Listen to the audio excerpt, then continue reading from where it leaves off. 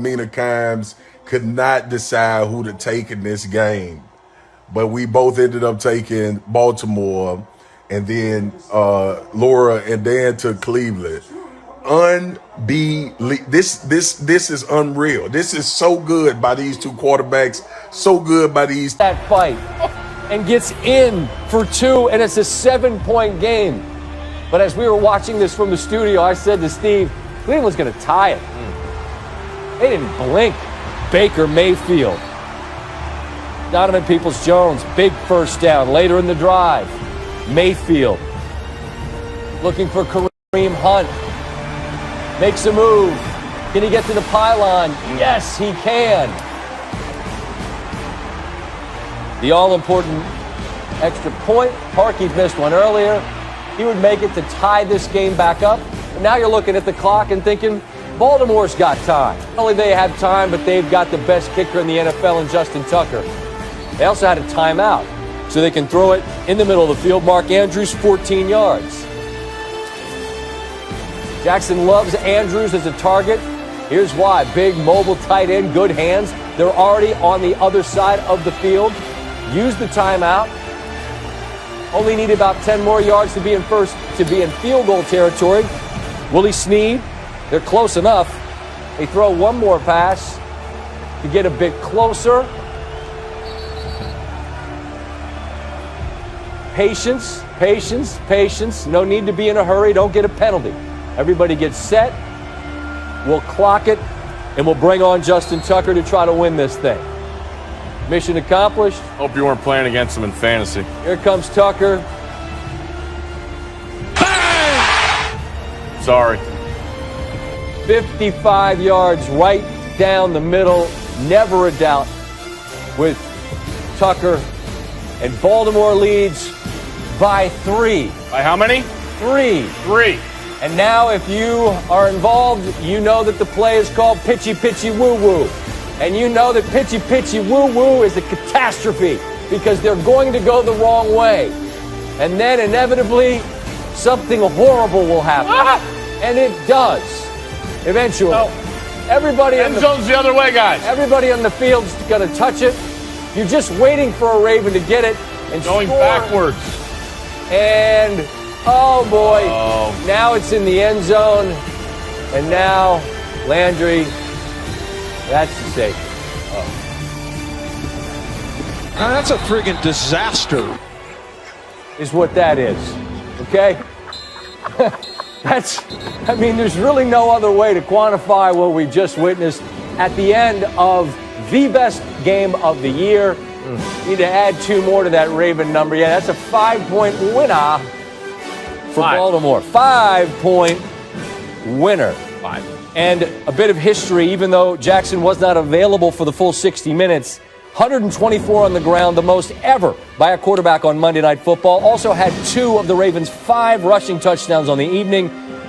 But that arm threw that touchdown pass to Brown that was so critical for this Monday Night Football victory. That in the foot of Grease. He talks about the timid souls who knew neither victory or defeat. You think about what the arena is, man, and this is what it was. These teams enter it. They show competitive fight.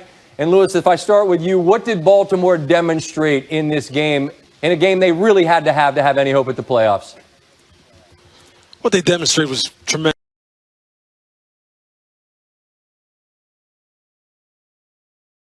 competitive character, Scott. I mean, that's really the only way I can really put it. The kind of guys who look, despite the fact that they don't have their normal practice schedule, as Lamar pointed out, they haven't really seen each other. They haven't been able to be around each other, haven't been able to hug each other, shake each other's hand, pump each other up. In the most dire of circumstances, they found a way to make plays. And everybody talks about that in football. Just find a way to make a play, especially your best players. And Lamar Jackson embodied that tonight. He was like Superman. Brian, what'd you see out of that Raven team, particularly when Jackson comes back on the field? I mean, again, I always lean on the fact that you played the position. Man, you come back out of the locker room, it's 4th and 5. Hey, make a play, 8, and he does.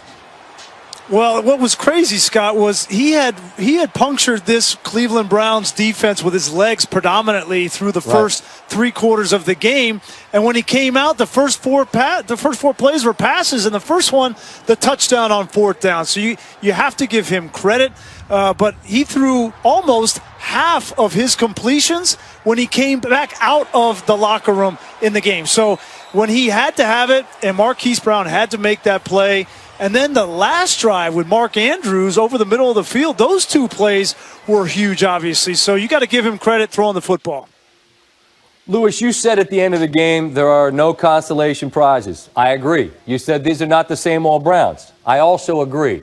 But I do wonder, when you have this stage, your city is wanting so much to believe, and you invest this much, come back, get a lead, and you lose, how much could that stick moving forward?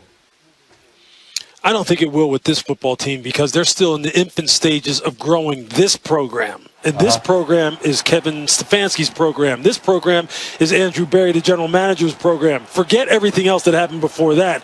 And if I'm Kevin Stefanski, I'm driving that home to my football players here.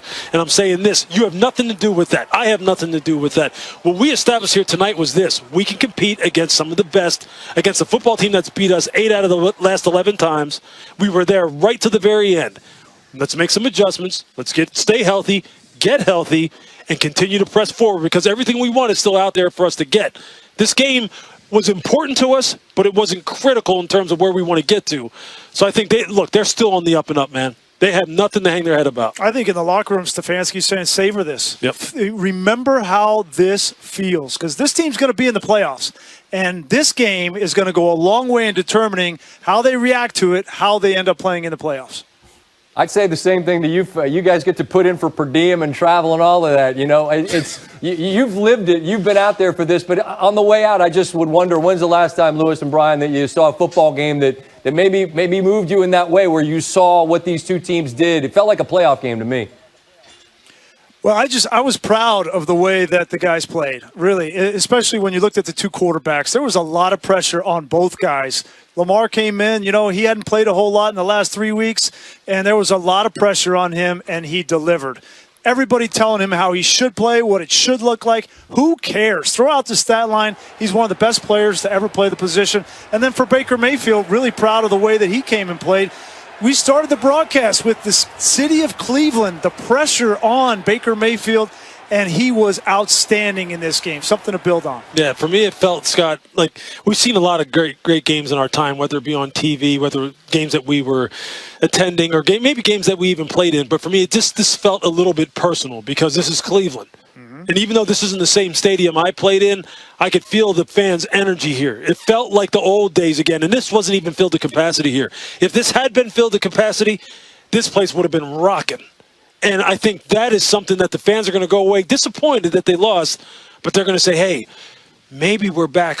Maybe we're back on that track that we were on in 1994 before they announced the move in 95. Just maybe. Let's not get ahead of ourselves, but just maybe. And I think that's the importance that this game carries tonight. It takes folks back to a time when a guy was wearing number 42 with some shoulder pads up around his ear holes, right? Around this high. Fellas, what a treat to watch this one. As always, enjoyed the time. We'll talk next week, all right? Thanks, Scotty. All right, let's do our research on all the rushing in Monday's game. Fourth quarter makes you forget all that went into it. 124 on the ground for Lamar, 8th career game crossing the century mark. Already the second most by any quarterback in NFL history, trailing only 10 by Michael Vick. Jackson helped the Ravens eclipse 200 rushing yards for the 18th.